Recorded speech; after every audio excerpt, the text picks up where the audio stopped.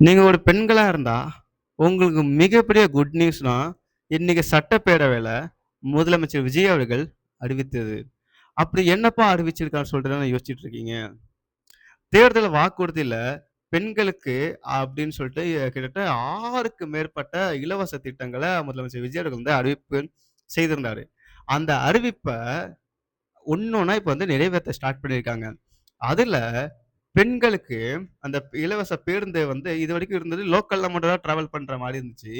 October 2லிருந்து தமிழகத்துல உள்ள எந்த ஒரு டிஸ்ட்ரிக்ட்க்கும், எந்த ஒரு பேருந்துல வேணா டிராவல் பண்ணிக்கலாம் அப்படின்னு சொல்லிட்டு, இன்னைக்கு சட்டப்பேரவையில முதலமைச்சர் விஜய் அவர்கள் அறிவிச்சிருக்காரு. இது அக்டோபர் 2 அ காந்தி அவர்களுடைய பிறந்த நாளிலிருந்து இது வந்து ஸ்டார்ட் ஆகுது மக்களே. இது ஒண்ணுங்களா?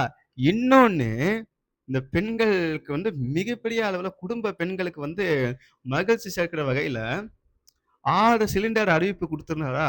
அதுல முதற்கட்டமாக 3 சிலிண்டருக்கு மானியம் பொங்கல் இருந்து கொடுக்கப்படும் அப்படின்னு இன்னொரு அறிவிப்ப முதலமைச்சர் விஜய் அவர்கள் வந்து இன்னைக்கு சட்டப்பேரவையில சொல்லியிருக்காரு.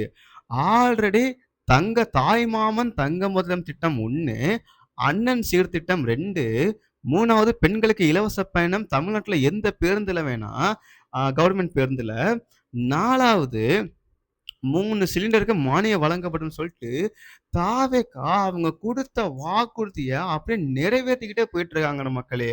ஸோ இன்னும் அந்த ரூ. 2,500 தான் இதுவரைக்கும் வந்து இன்னும் பேச்சு அடிபடல. ஆனா அதுவரைக்கும் ரூ. 1000 அத அப்படியே குடுக்குறது கன்டின்யூ ஆயிட்டு இருக்கு. ஸோ நெக்ஸ்ட் நம்ம எதிர்பார்க்கிற மிகப்பெரிய திட்டமா ரூ. 2,500 இருக்கும்னு சொல்லிட்டு அதுக்கு வந்து மாற்று கருத்தே இல்ல. ஸோ இதன் மூலியமா என்ன ஆயிருக்குன்னா, எப்பா தாவேக்கா வெறும் வாயிலே வடை சுடுறவங்க கிடையாது. அவங்க குடுக்குற வாக்குறுதிய நிறைவேற்றுறவங்கன்னு சொல்லிட்டு மக்கள் மத்தியில ஒரு எண்ணம் உருவாக ஆரம்பிச்சிருக்கு. எல்லாத்துக்கும் மேல இது வந்து வருகிற இடைத்தேர்தலா இருக்கட்டும், உள்ளாட்சி தேர்தல்ல மிகப்பெரிய அளவுல பிரதிபலிப்ப உண்டாக்கும். ஏன்னா பெண்களோட ஓட்டு கிட்டத்தட்ட பாதிக்கு பாதி இருக்கிற பட்சத்துல, பெண்கள் எந்த பேருந்துல வேணா இலவசமா போய்க்கலாம் அப்படின்னு சொல்றது, உண்மையிலே பெண்கள் மத்தியில மிகப்பெரிய வரவேற்பை இது வந்து பெற்றிருக்கு மக்களே.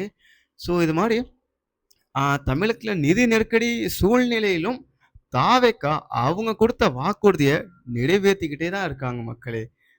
ஸோ இத குறித்து உங்களுடைய கருத்து என்னன்னு சொல்லிட்டு நீங்க கமெண்ட்ல சொல்லுங்க. நன்றி, வணக்கம்.